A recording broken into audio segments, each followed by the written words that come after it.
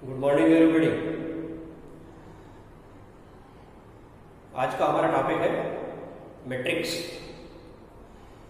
इसमें दो चीजें हैं, दो चैप्टर है इसमें, मैट्रिक्स एंड डिटर्मिनेंट्स। तो सबसे पहले हम मैट्रिक्स पढ़ेंगे, उसके बाद डिटर्मिनेंट्स के बारे में हम पढ़ेंगे। तो मैट्रिक्स क्या होता है? तो मैट्रिक्स रियल नंबर्स या फिर कॉम्प्लेक्स नंबर्स का एक रेक्टेंगुलर अरेंजमेंट है। मैट्रिक्स क्या है? एक रेक्टेंगुलर अरेंजमेंट है। किनका? रियल नंबर्स हो सकते हैं या फिर कॉम्प्लेक्स नंबर हो सकते हैं। मैट्रिक्स के अंदर जितने भी एलिमेंट आप रखते हैं उन सबको मैट्रिक्स की एंट्री बोलते हैं। तो जितनी भी एंट्रीज डालोगे उसके अनुसार मैट्रिक्स का ऑर्डर डिसाइड होता है। मैट्रिक्स में रो और कॉलम इस फॉर्म में पैटर्न के अनुसार पढ़ा जाता है। यानी जब भी हम मैट्रिक्स को पढ़ेंगे तो रो इंटू कॉलम करके पढ़ेंगे। पहले हमेशा रो को काउंट करेंगे, उसके बाद कॉलम को काउंट करेंगे। तो जैसे कि मैंने बताया मैट्रिक्स क्या होता है, ये मैट्रिक्स तो मैट्रिक्स मींस रेक्टेंगुलर अरेंजमेंट्स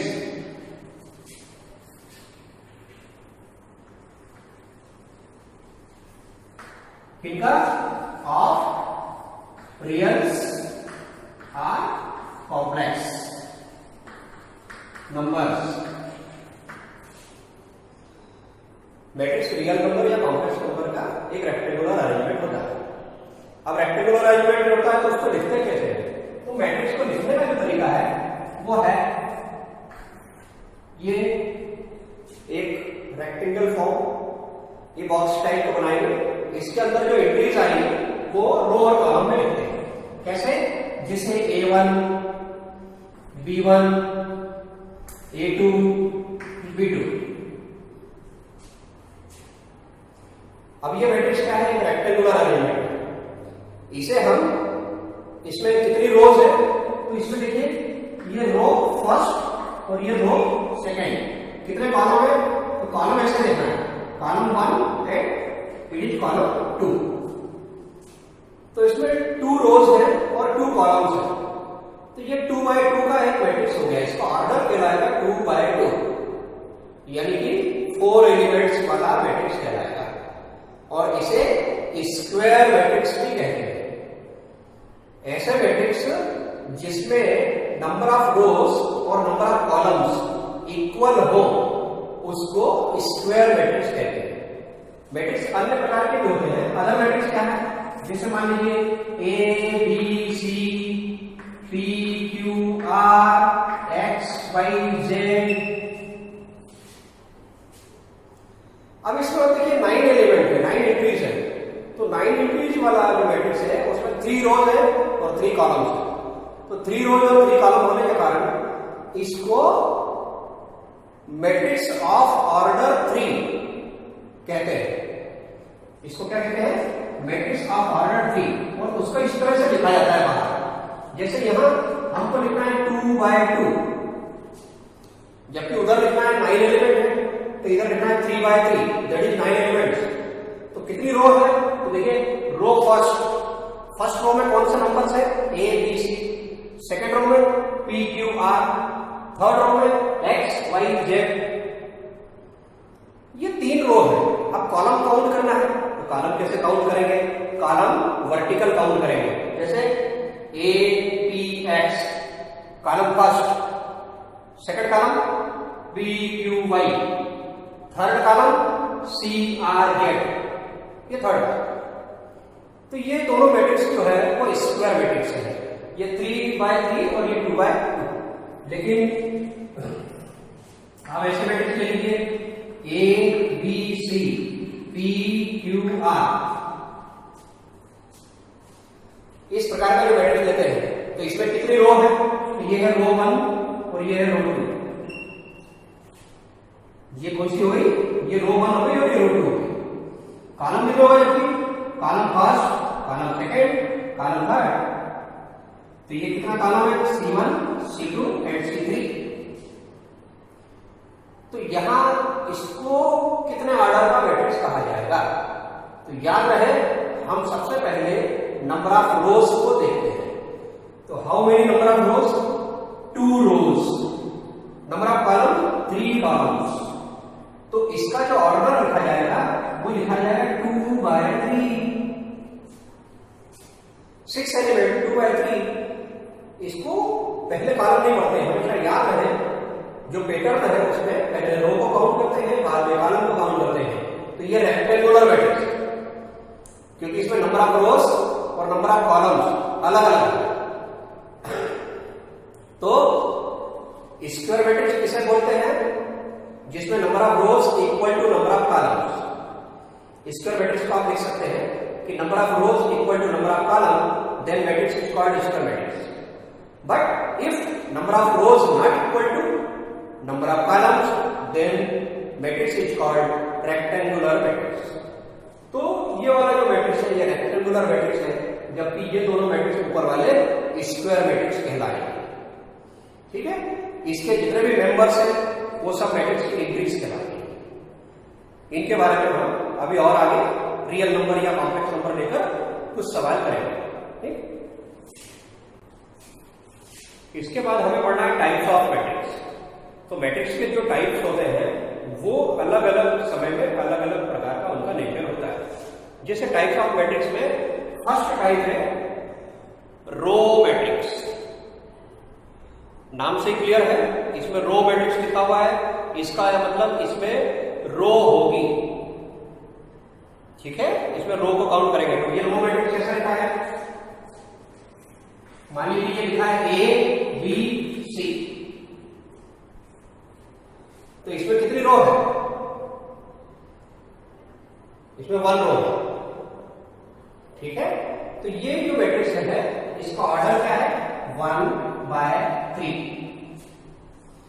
इसको रो मैट्रिक्स बोलेंगे 1/3, बिकॉज इसमें 3 कॉलम है। देखिए ये 3 कॉलम 1 2 3, लेकिन रो कितनी है? ओनली 1 रो।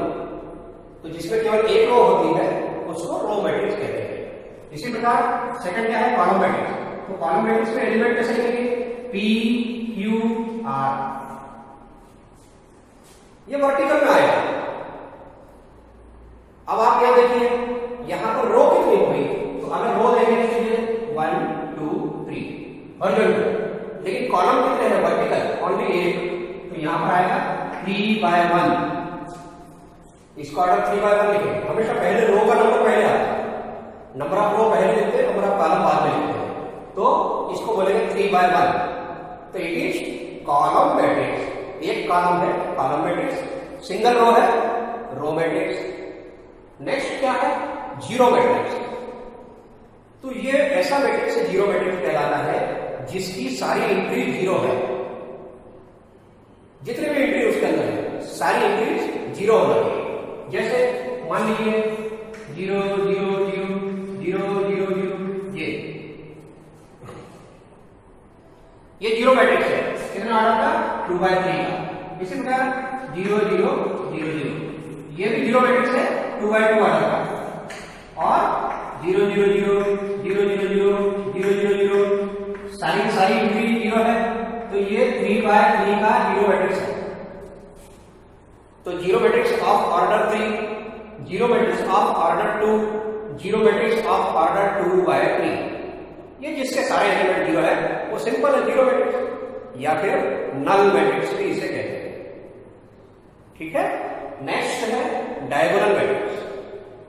तो किसी मैट्रिक्स में अगर डायगोनल में कोई नंबर्स है, एंट्री है डायगोनल में है, और बाकी के सारे साइड वाले एलिमेंट्स सब जीरो है, तो ऐसे मैट्रिक्स को डायगोनल मैट्रिक्स कहते हैं।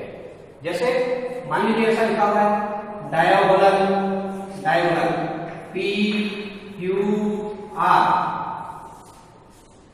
डायगोनल PQR लिखा है। तो आपको क्या लिखना है? एक मैट्रिक्स बनाना है।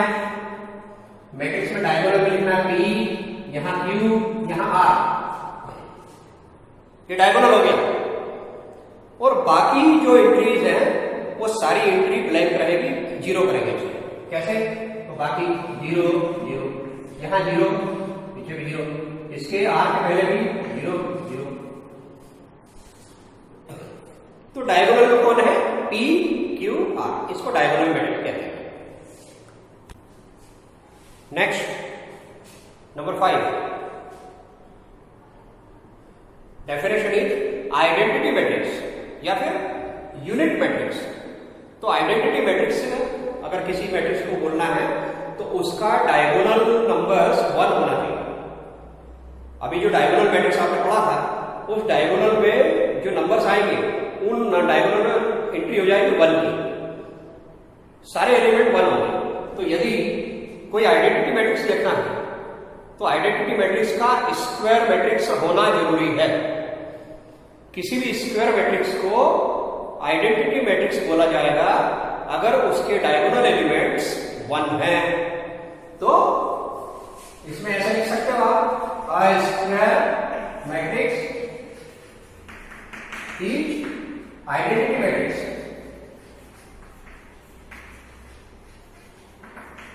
if diagonal entries are 1। कैसे? देखिए ये कौन सा मैट्रिक्स लेना है, स्क्वायर मैट्रिक्स। तो स्क्वायर मैट्रिक्स ले लीजिए, तो यहां पर 1 0 0 1, तो ये आइडेंटिटी मैट्रिक्स को कहलाएगा। इसको आइडेंटिटी मैट्रिक्स को लिखते हैं आई और इसके सफिक्स में लगा देते हैं, नीचे लिख देते हैं सफिक्स में 2। It is called I2। I2 means diagonal 1 and rest element 0। तो ये जो मैट्रिक्स है ये स्क्वायर मैट्रिक्स है 2 by 2 का, और 2 by 2 का ये आइडेंटिटी मैट्रिक्स कहलाता है और इसका सिंबल है I2। अब इसी प्रकार से I3 कैसे बनेगा, I3 मीनिंग है इसका आइडेंटिटी मैट्रिक्स ऑफ ऑर्डर 3। तो इसमें आप क्या करेंगे, 1 1 1 डायगोनल की जगह एंट्री कर देंगे 1 की और बाकी के सारे एलिमेंट 0 कर देंगे।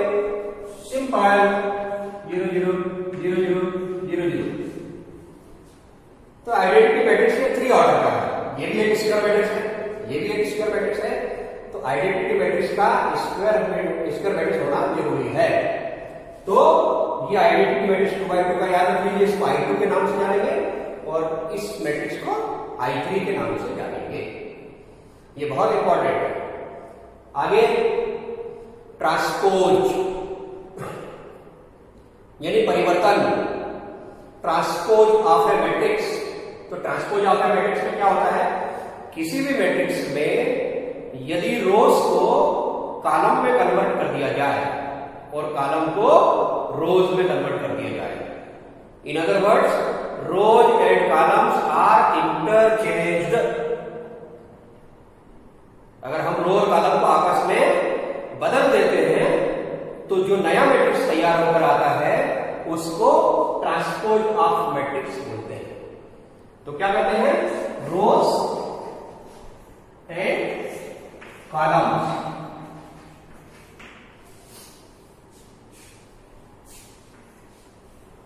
रोज और कॉलम को आपस में बदल देना। कैसे, जैसे मान लीजिए एक मैट्रिक्स है, मैट्रिक्स जिसका नाम हम रखते हैं ए। मैट्रिक्स के जो सिंबल है वो कैपिटल लेटर में लिखेंगे हमेशा, ए बी सी एक्सेट्रा। तो मान लीजिए एक मैट्रिक्स है ए और इसमें लिखा है 1 2 3। ये मैट्रिक्स में एक कॉलम बना हुआ है जिसमें लिखे हैं एलिमेंट 1 2 3। अब इसका ट्रांसपोज, तो ट्रांसपोज का सिंबल ए के ऊपर डैश लगा दीजिए। ये सिंबल डैश लगाने से मतलब हो गया वो ट्रांसपोज बना है। तो ए डैश इक्वल टू, अभी कैसे लिखा है कॉलम में, लेकिन ये कॉलम अब सारे नंबर का किस में जाएंगे, रो में, अर्थात आप लिखेंगे 1 2 3। तो ए का ट्रांसपोज ए डैश। इसी प्रकार मान लीजिए एक और एग्जांपल है, जैसे आप लिखते हैं 1 2 3 4 और 1 2 3 4 का ट्रांसपोज इक्वल, ये मैट्रिक्स का मैंने ट्रांसपोज ले रहा हूं तो उसके ऊपर सिंबल लगा दिया डैश, 1 2 3 4 का ट्रांसपोज। तो ये कैसे आएगा, कॉलम में कौन है 1 3, तो इसको आप रो में लिख देंगे 1 3। सेकंड कॉलम में कौन है 2 एंड 4, तो उसको सेकंड रो में लिख देंगे 2 एंड 4। ये जो 1 3 है ये रो में चला जाएगा 4 है, ये दूसरी रो में चला जाएगा। तो इसको ट्रांसपोज बोलते हैं मैट्रिक्स का। तो किसी भी मैट्रिक्स में हम इंटरचेंज करते हैं रो कॉलम को, तो जो नया मैट्रिक्स बनकर आएगा उसको ट्रांसपोज ऑफ ए मैट्रिक्स बोलते हैं। यानी ट्रांसपोज का मीनिंग है परिवर्तित मैट्रिक्स। क्लियर है? Next point number 7, multiplication of scalar with a matrix. ये हमें अभी देखना है। मल्टीप्लिकेशन किससे करना है? किसी भी स्केलर से, कोई भी नंबर से विद अ मैट्रिक्स। जैसे suppose that A stand for a matrix, entries are A B C D. तो यहां 4 एलिमेंट है। अब यदि आप इस मैट्रिक्स ए में किसी नंबर 2 से मल्टीप्लाई कर देते हैं तो मैट्रिक्स ए मल्टीप्लाई बाय 2, तो इसका जो आउटपुट आएगा वो कैसे होगा? पहले एलिमेंट क्या थे? ए बी सी डी, लेकिन ये जो 2 है ये 2 चारों में मल्टीप्लाई होगा। ये 2 का मल्टीप्लाई पूरे मैट्रिक्स में होगा। देखिए कैसा आंसर आएगा? A B C D converted into 2a 2b 2c 2d। अगर मान लीजिए 3a करते हैं, 3 टाइम्स ऑफ a, तो फिर 3 से मल्टीप्लाई करना है, आंसर आ जाएगा 3a 3b 3c 3d। ऐसे मैट्रिक्स का मल्टीप्लिकेशन जब भी आप किसी स्केलर से मैट्रिक्स को मल्टीप्लाई करते हैं तो उस स्केलर का मल्टीप्लिकेशन मैट्रिक्स के सारे एलिमेंट में करना है। ठीक। नेक्स्ट, जैसे मान लीजिए सपोज एक मैट्रिक्स है ए और उसके नंबर है 5 10 11 7 29। देन हम मैट्रिक्स ए में स्केलर के कांस्टेंट के से मल्टीप्लाई करें तो के का मल्टीप्लाई होगा मैट्रिक्स में 5 10 11 7 2 9। तो आंसर क्या आएगा? 5k 10k 11k, फिर नीचे लाइन 7k 2k 9k, ऐसे। तो k का मल्टीप्लाई आपको सभी में करना है, चाहे वो रेक्टेंगुलर मैट्रिक्स हो चाहे वो स्क्वायर मैट्रिक्स हो, सारे एलिमेंट में आपको बाहर वाली संख्या का मल्टीप्लाई करना है। तो ये तो हो गया multiplication by a scalar to a matrix. Next, इसके बाद मैट्रिक्स के ऊपर कुछ ऑपरेशंस काम करते हैं। जैसे मैट्रिक्स को प्लस करना कैसे करते हैं वो सीखेंगे, मैट्रिक्स को माइनस करना। तो मैट्रिक्स को प्लस करने के लिए क्या? Number 1 addition.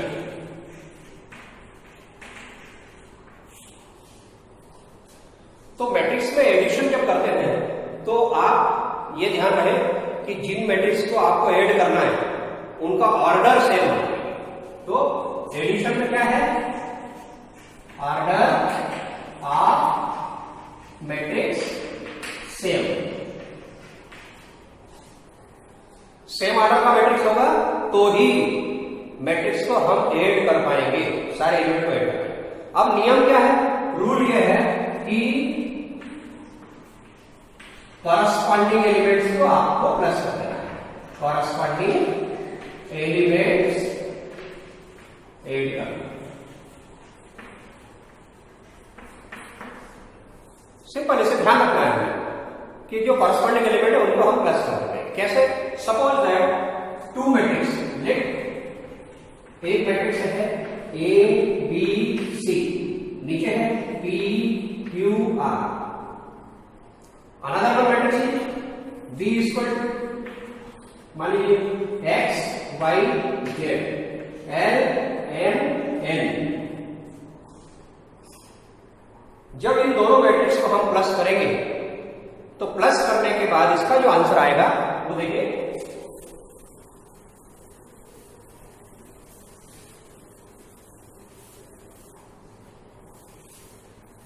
A plus B equal to. तो कैसे ऐड करना है? A plus B Z, A B C P Q R plus next matrix is X Y Z L M N. तो इनको जब ऐड करते हैं तो कॉरस्पॉन्डिंग एलिमेंट को ऐड कर दीजिए, आपका आंसर नहीं आ रहा है। कैसे? देखिए, सबसे पहले ए को किसमें ऐड करेंगे? ए को एक्स में, बी को वाई में और सी को जेड में। अर्थात आंसर आएगा A plus X B plus Y C plus Z. Next row आएगी P plus L, Q plus M, R plus N। तो जब भी मैट्रिक्स प्लस करते हैं तो याद रहे कॉरस्पॉन्डिंग एलिमेंट को प्लस करना है।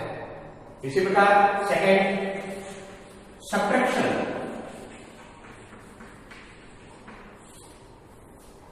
तो जो रूल प्लस में था वही माइनस में। जैसे हम एलिमेंट को कॉरस्पॉन्डिंग एलिमेंट को प्लस करते हैं वैसे ही सब्ट्रैक्शन के टाइम में कॉरस्पॉन्डिंग एलिमेंट को माइनस कर देंगे, यानी a minus B. a minus B निकालेंगे तो हम सबसे पहले मैट्रिक्स A लिखेंगे, matrix A minus matrix B। तो ये मैट्रिक्स A है, ये मैट्रिक्स B है। इन दोनों को हम जब माइनस कर रहे हैं तो आपको जो आंसर आएगा वो आंसर में कॉरस्पॉन्डिंग एलिमेंट को सब्ट्रैक्ट करके लिखना है। फर्स्ट एलिमेंट को फर्स्ट एलिमेंट से, सेकंड एलिमेंट को सेकंड एलिमेंट से, थर्ड एलिमेंट से थर्ड एलिमेंट माइनस करना है और उसकी पहली रो बनेगी और दूसरी रो भी बनेगी। तो जैसे एडिशन में कॉरस्पॉन्डिंग एलिमेंट को ऐड करते हैं ऐसे सब्ट्रैक्शन में कॉरस्पॉन्डिंग एलिमेंट को माइनस करते हैं। ये दो चीजें हमें ऑपरेशन ऑफ मैथमेटिक्स के अंदर पढ़ना है। इसमें नेक्स्ट है multiplication of two matrix. Multiplication of two matrix